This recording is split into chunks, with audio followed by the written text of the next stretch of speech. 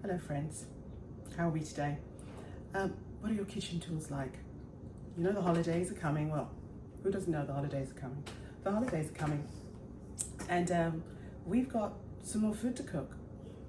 And so I wanted to share with you, I keep looking down because I have these kitchen tools. The ones that work really well for me, particularly during the holiday period. I'm going to share with you how I use them, why I like them, and hopefully you'll get something interesting from what I'm about to share with you. So here we go. Let's start with the, drum roll please, my potato ricer. If you have seen any of my videos before, you'd have seen this at least one time. The potato ricer is a really wonderful tool, particularly if you're making something like, if you're going to make mashed potato for any kind of mashed potato or any kind of mashed vegetable. This is a great tool. All you need to do is cook your, we'll talk about potatoes here, cook your potatoes, skin on, put them, cut them, put them in here, pop them in here, do this, out comes the potato through these holes. Obviously you get rice-like potato, it will obviously have a bowl, go straight into the bowl, and it takes all the hard work out of mashing. Gives the potato an even consistency and just starts off your mashed potato really well. You can concentrate on the seasoning rather than the mashing. I love this thing. This one is Priority Chef. None of the tools I'm not sponsored by any of the companies. No affiliate links at this point. Maybe I should get onto that.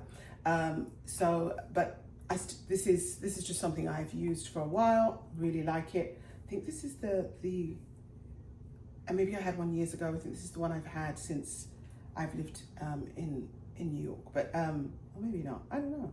But yeah, I like this. I like this a lot. So get a potato ricer and save yourself some time in the kitchen.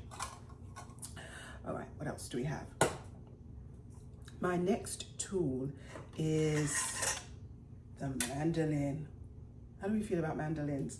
Mandolins are a great tool. They make light work out of slicing, out of shredding, and so on. This one I use, I think I've got a video up here, and I use this to make coleslaw a lot. We like coleslaw in this household. It shreds it really evenly, really easily. It's got like 3 different settings, 1, 2, and 3, which means it allows this little part here, this plastic bit here. I don't know if I can show you it. I'm not sure if I'm being successful in showing you. There's a little plastic bit here that moves back and forth. And the lower the setting, the further back it goes, and it creates a deeper hole. I don't want to put my fingers too close because this is sharp. And so if you put it to setting 1, it doesn't go back as far, and there's a thinner hole. So that is what allows you, that's what allows you to determine how thick you want your slices. This is good for, as I said, things like cabbage, cucumber, onion. It does really nicely thin sliced onions. But if you are doing anything like plantain, like you're doing plantain chips, where you need them really thin. If you're looking for something, if you're going to fry something, some sort of vegetable, and you want it to be really thin and very, very crispy, this is not going to work. This is my household day-to-day mandolin. It's in the drawer. It's always available. Not in the drawer, actually. It's over there somewhere. It's always available because I use it a lot. I cook nearly every day. I use this a lot. But I have another one, a V slicer, I think it's called, a mandolin. Very sharp. And that is the tool I use to create those really, really thin slices. Yeah, you can't do without it. And so I say that to say that with mandolins, I haven't come across one that does everything, that can do all that I need to do as yet, unless I get one of those really expensive ones. They're huge. I don't know what I do with that. So for sort of small ones that you could put away in a drawer or in a cupboard, there isn't just one that I have found. So if anyone knows of one, please share it with me, because I love my mandolin, or any mandolin. I love these things. And so you might need a couple. And so this one is very affordable.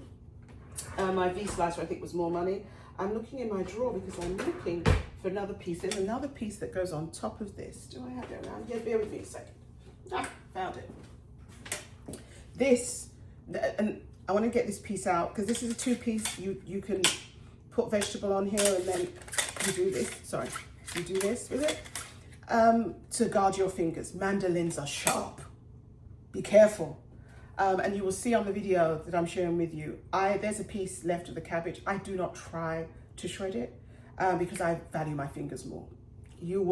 My advice to everybody using a mandolin is never try to get all of the vegetable shredded or sliced.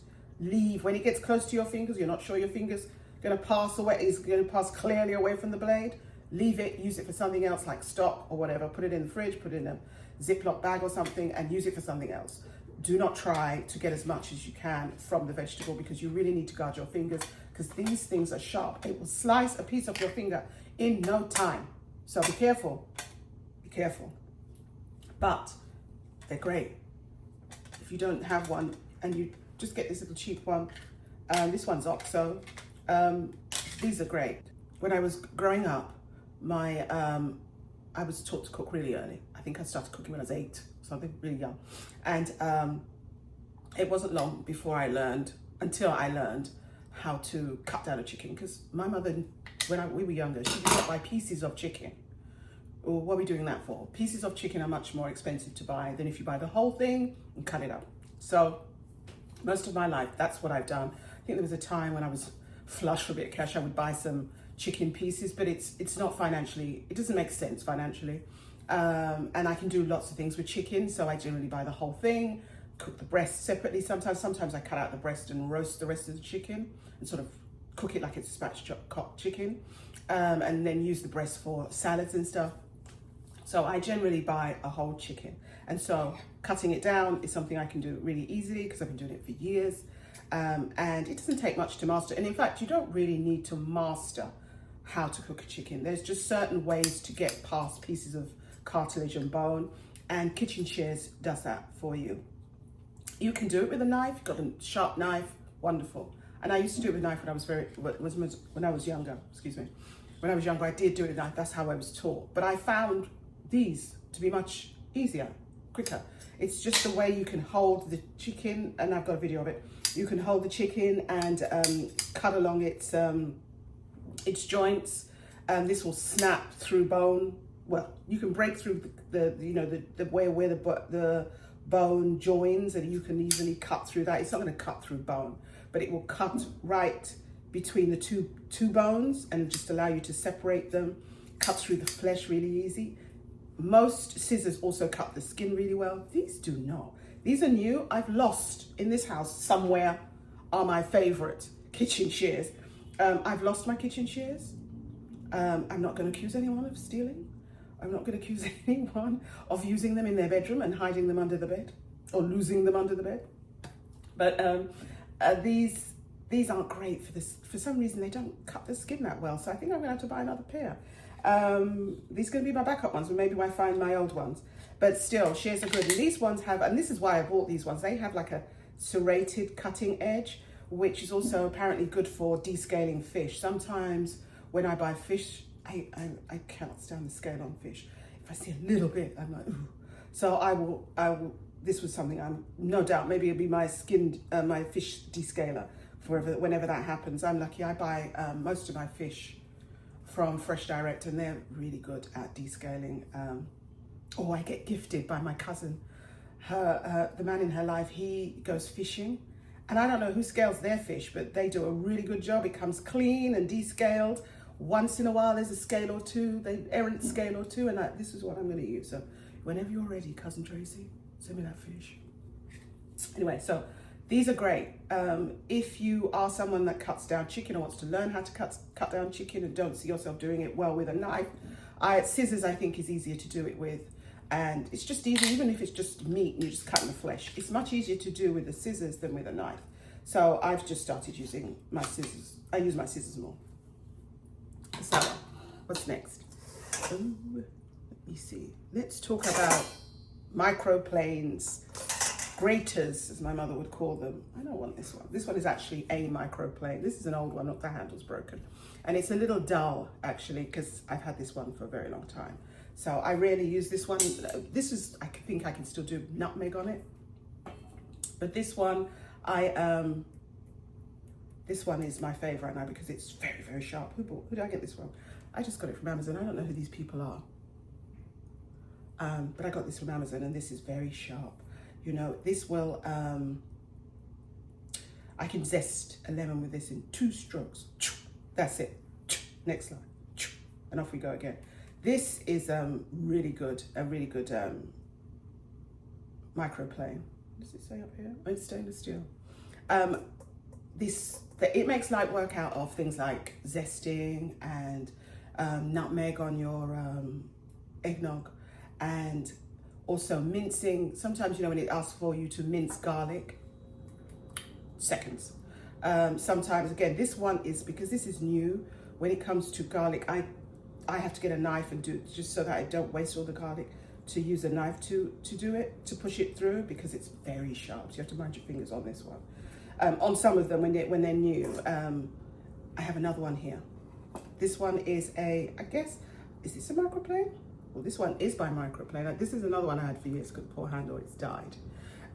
This is great because this creates, and again, I use this for zesting a lemon. Say, for instance, instead of that powdery, because this one, when you zest a lemon, it gives you powdery, like a powder. I wish I had some to show you.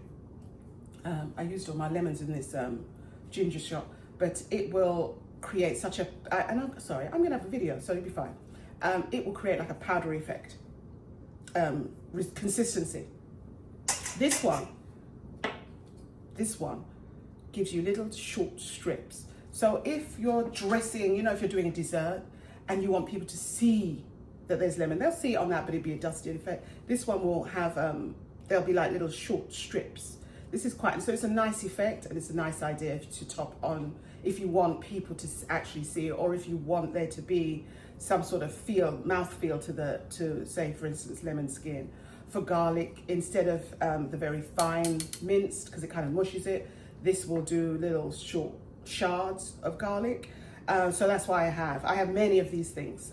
It's just that I'm always cooking, so I have many of these things. But these are really great ways to minimize time in the kitchen. Just get yourself some microplanes, zesters, whatever they call them. Okay. What else do I have here? Ah, I forgot these scissors. These are herb scissors. Can you see? You can see right through them. Look at that. These herb scissors are great. I use these for herbs, obviously, at times, and usually when I use them for herbs, it's to top them on when the meal is finished and you want some herbs on the top. Just snip, snip, snip, and on they are. There they are on your dish. I also use them to cut up scallion. It does it in minutes, rather than taking out scallion lining out and chop, chop, chop. This does you just take this out, snip, snip, snip, goes right into whatever you're cooking. Done. Simple. Really, really like these. I actually went to a restaurant once. It was a work meal. It was a celebratory work meal. And a colleague of mine, we both fell in love with these. So I bought her a pair years ago for a Christmas present, and I bought myself a pair. And I've been using them ever since. These are just really easy. As I said, getting out the chopping board and a knife can be laborious. Sometimes you don't have enough workspace. If you have these, you just pull them out, clean up the scallion, cut the top and toe them, and chip, chip, chip, and you're done. Go back to what you was doing. So, herb shears. Backwards and forwards on these things. These are another tool. This is another great tool. This is, I don't know what they call these, a julienne cutter, perhaps? This is also made by Oxo. I just get, most of the stuff I've got from Amazon, so. But this is a julienne cutter. And so what this does, and I think I've got a video here, this will cut, if you drag this along any fruit and vegetable, it will create nice strips of whatever vegetable you're cutting. I use this a lot for, as I said, I think I mentioned we eat coleslaw a lot in this house. So if I'm using cabbage, if I'm putting cabbage in the coleslaw, I just drag this along, boop, I get shreds of carrot. Really easy. Again, just, I use a cutting board for this, but I just find it easier to use this. I use it when I'm making Vietnamese noodles, and I need carrots. but you don't want them overcooked. I use this. This is a really good tool. Makes light work out of creating julienne or strips. Julienne are usually small batons. This is thinner and smaller. I don't do julienne. I do this. This is all I need. This is all I want. I haven't got time for none of this hard work in the kitchen, so I use this. What else have I got here? This is not so much as a kitchen tool because this is in a straw. This is a metal straw. It's not about the straw. It's about this thing. This thing, and this is an honorable mention because it's not actually something that helps you cook. It's something that helps you clean afterwards. But for all these wonderful tools I have, you need to be able to clean them very well. And so sometimes when I am cooking, using some of these tools, food gets stuck in there because this thing, I don't know if you can see, there is these little metal hook things that create the strips of vegetable. The food can get stuck underneath them, and this thing, you can push it in. Look at that, wonderful. So I use this on lots of my tools when I'm cleaning them. I can clean this really easily.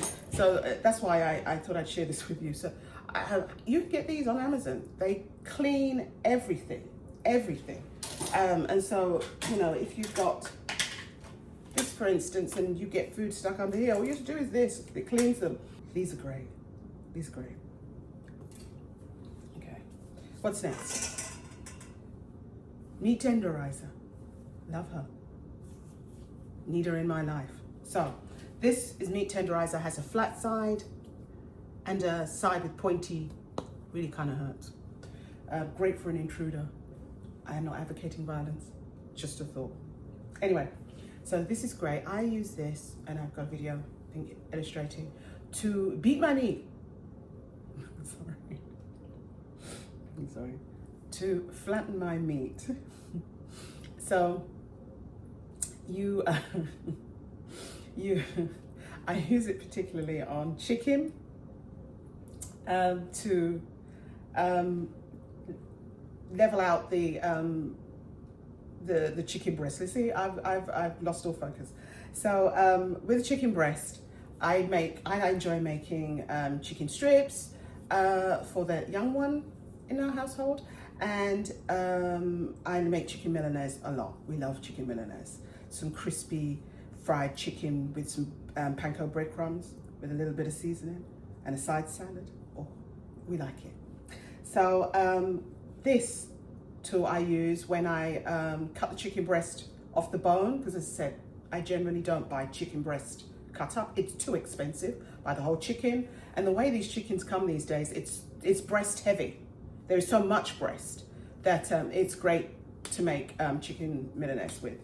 And so I will tenderize the meat, so to speak, beat it with the tenderizer on the flat side until it leveled out. And the reason you do this is because if I was to just prepare the chicken breast in the way it comes with a thick side, and it's got a lot of time the breast is thick to the top part and starts thinning out the lower part, that lower part's going to cook quickly, and you may not get a cooked breast at the top part. The idea is that you flatten it out, make it all the same width, so that when you put it to cook, especially if you shallow fry it, it will cook nice and evenly, and you'll have no issue with contamination or killing your salmonella or whatever it is that you may pass on if you don't cook meat properly. So yeah, this flat side is what you use to do that. This side is literally to tenderize meat, and I never use it. Never use it to tenderize meat, ever. So what I use it for is to tenderize ginger. If I'm using, sometimes when I'm making like another cold remedies, ginger, clove, a bit of garlic, that will cure you of anything you've got. I will just bang, and sorrel. I use this when I put ginger in my sorrel. I will bang on the ginger, and so that you can see the flesh of the ginger. Pop it in the pan with whatever I'm cooking it with, and that's all I need to do. So that's what I use it for. I use it sometimes on garlic. When I bash the garlic, all I need to do is just release, just to break it open so that you can get that ginger flavor coming out immediately. pop it into a pan if I'm doing a stock or if I'm doing a stew kind where the garlic is going to disappear anyway. That's what I will use, or a roast. I'll just go poop, that's it. So meat tenderizer is a really good idea. I have another thing that I use I wanted to talk about, and it's all the way over there, so I have to go and get it. But before I do, I'm going to talk about this thing. This is my favorite whisk in all the world. Now, this whisk is good for, or only good for certain things. It's best used to beat eggs. All it takes, if you put an egg in a container with high walls, all you have to do in that container with the eggs in, is go boop, you know, a few times. If I keep saying boop, you just do that a few times, your egg is whisked. That is all you need to do. It is much better than using, let me see, I have so many kitchen tools. This thing is great. This, in fact, this one, I think I won this.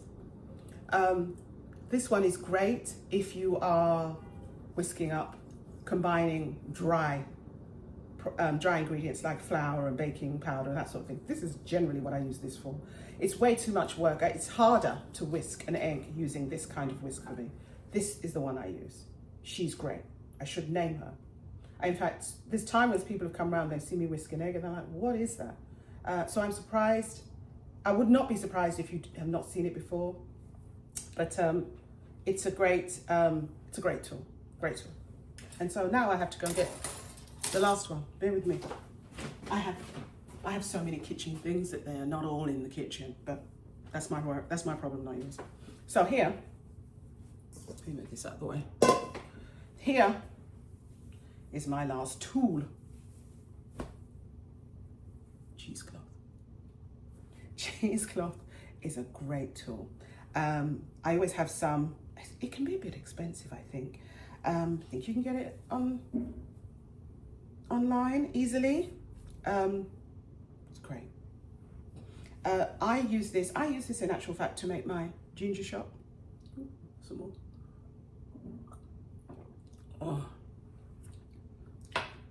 Oh, it's good. It's getting me right here. You might be wondering, what's in this ginger shot? It's ginger with lemon and honey. That's it, right? That's it. I didn't put anything else in it. But it's mostly ginger, so it really gets you. Helps bring up that on your chest. And also helps you keep it away from you if you haven't gone cold already. Particularly, we're getting very cold weather right now. Anyway, this cheesecloth.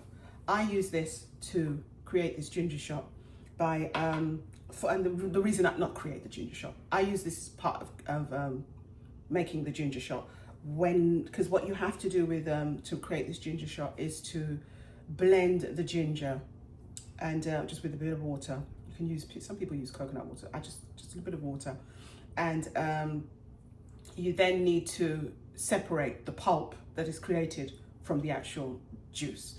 And so what I did was put it in the sieve. I can't find the sieve right now. What I'll do is line a sieve with the, say this is a sieve, this is a sieve. Line the sieve with this cheesecloth, pour it in and do it in small portions, just enough so that I'm able to squeeze the pulp.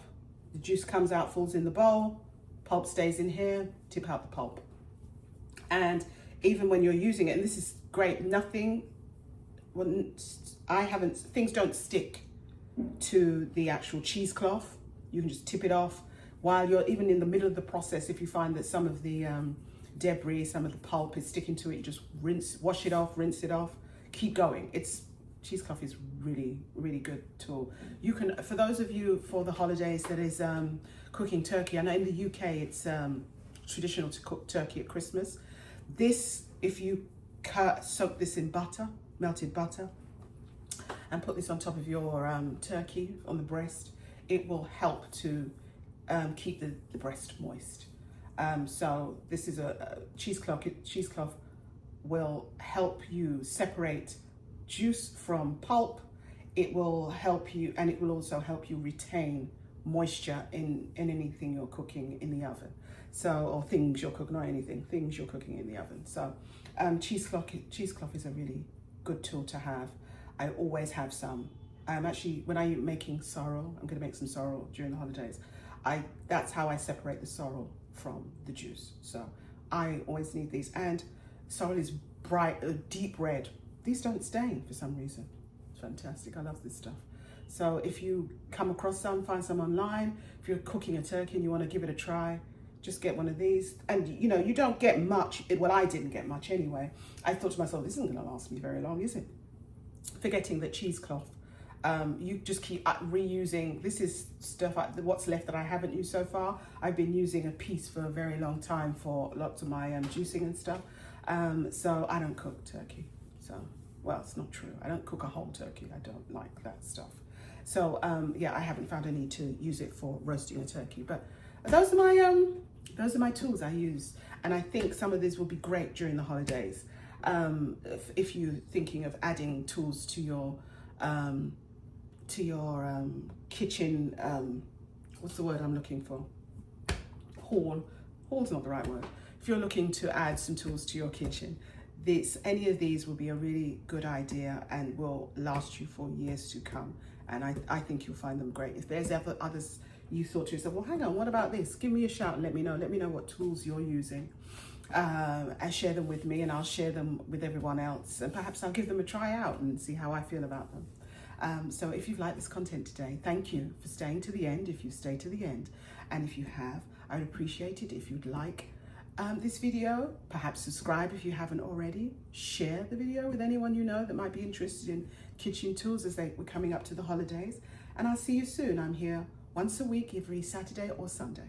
So you take care. Bye-bye.